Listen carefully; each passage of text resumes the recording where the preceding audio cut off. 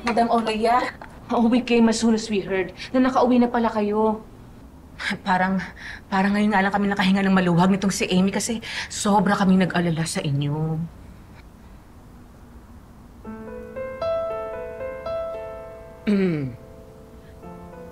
Yes po, Lola. I also saw how worried Yuan was nung nawala po kayo.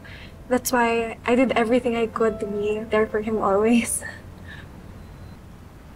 Thank you. Pero alam nyo, nagpapasalamat pa rin ako na nawala ako. Hindi naman po joke para sa amin yung nangyari sa'yo. If I had a choice, gusto ko pa rin maulit yung nangyari. Na ma-experience ko lahat ng nangyari. No regrets. Because it was a moment of enlightenment.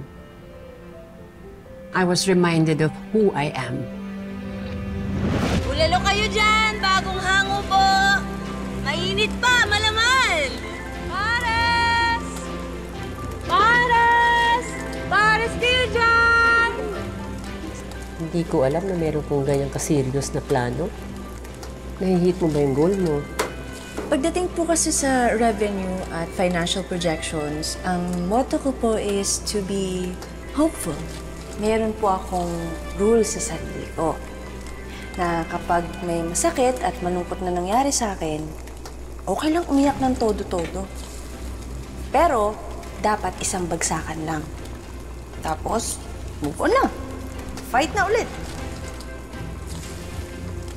Para na ibalik ako sa panahon na mahirap ako at nagpupusiki.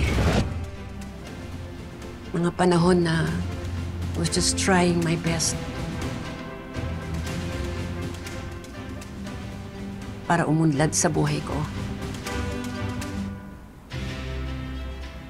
Natuto akong lumingon ulit sa mga pinanggalingan ko. Nagpasalamat sa taong nagbigay ng tiwala sa akin. And now it's about time for me to pass it on. Pass on the same kindness that was extended me to someone who's truly deserving.